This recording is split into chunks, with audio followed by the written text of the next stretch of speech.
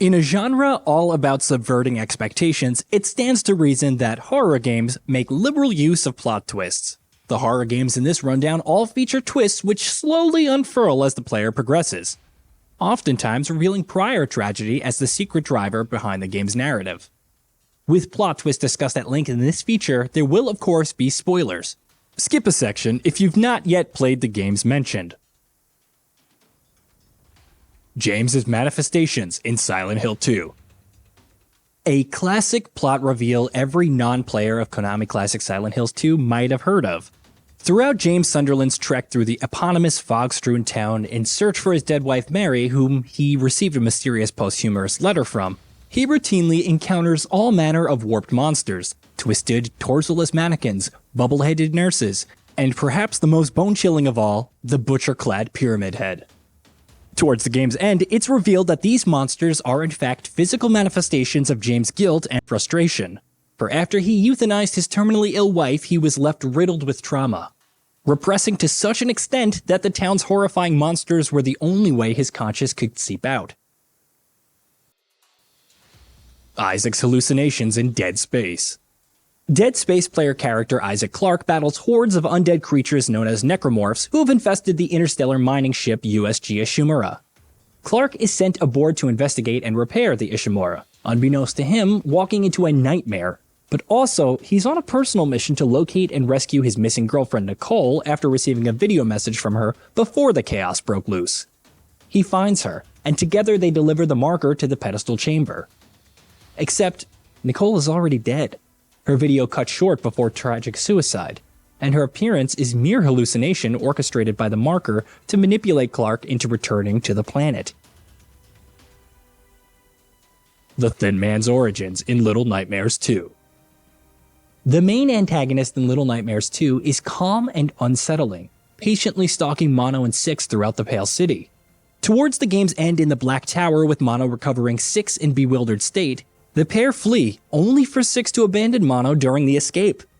Mono, crestfallen, sits on a chair, slowly corrupting over time to become the Thin Man. The twist is, Mono's narrative in Little Nightmares is a time paradox, perhaps suggesting that the Thin Man pursues Mono in hopes of catching him and breaking the cycle and thus avoiding his eternal fate as a resentful monster. Albert Wesker's true motives in Resident Evil. Assuming command of either star's Alpha Team members, Chris Redfield or Jill Valentine in Resident Evil's first game, as they've sent to investigate the whereabouts of missing Bravo Team. Players are sent through a whirlwind of monstrous encounters within the halls of an abandoned mansion.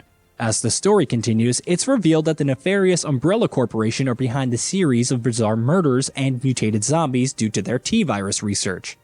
What's more, STAR's Captain Albert Wesker is in on it. It's revealed he's acting as a double agent, with intention to murder the remaining Alpha Team members by unleashing Super Soldier Humanoid, the Tyrant. Devious and manipulative, Wesker goes on to serve as Resident Evil's main antagonist.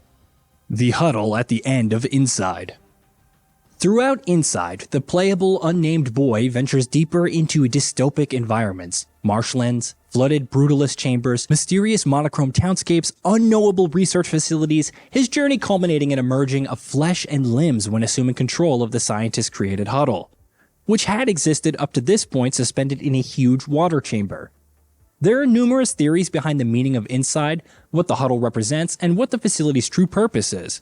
Whatever the explanation, it's a startling end to a bleak game.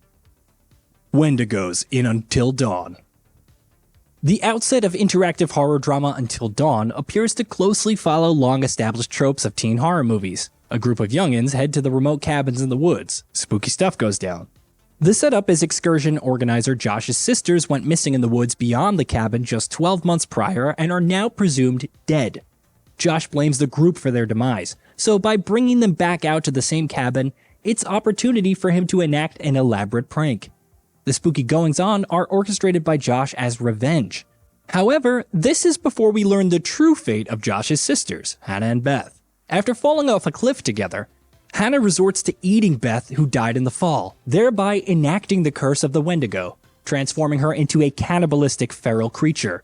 With the Wendigos populating the mountain being the true drivers behind the horrid stuff dealing with the group, It's a disturbing and somewhat tragic turn of events, with the very real possibility barely anyone survives because of Josh's pranks. Evelyn, Resident Evil 7. Throughout Ethan Winter's ordeal through the Baker family ranch, he's frequently tormented by visions of a young girl. Her appearance is somewhat jarring at first, for we don't know as players who she is or what influence she had on Ethan making his way to the swampland Louisiana anyway. It's eventually revealed that Evelyn has been cultivated by the nefarious Umbrella Corporation as a bioweapon. Her ability to infect people with psychotropic mold that gives her the power to control their mind. She's revealed to be the wheelchair-bound old lady at the baker's diner table early on in the game too. Lily's fate in The Evil Within 2. Setting forth 3 years after the events of the first game, The Evil Within 2's protagonist Sebastian drowning his sorrows after the death of his daughter Lily in a house fire. The twist comes pretty early on in this one, as Sebastian is contacted by Mobius double agent Kidman, who informs him that his daughter is still alive. She's currently trapped as the host for a new STEM system, and what's more, Sebastian's ex-wife Myra is in there too, searching for Lily. This is all the info Sebastian needed to dive back into the madness, with a subsequent plot full of twists and turns. Episodes are interconnected in Stories Untold. Episodic horror puzzler Stories Untold presents itself as 4 standalone games. The first is text-based adventure in an abandoned house, the second comprising laboratory experiments on a mysterious artifact, and the third set in an Arctic monitoring station. By the time the 4th episode transpires, it's revealed all 3 games are interlinked by one person, the central character James Achian, who's been in a coma following a drink-driving accident where he killed his own sister and framed another driver.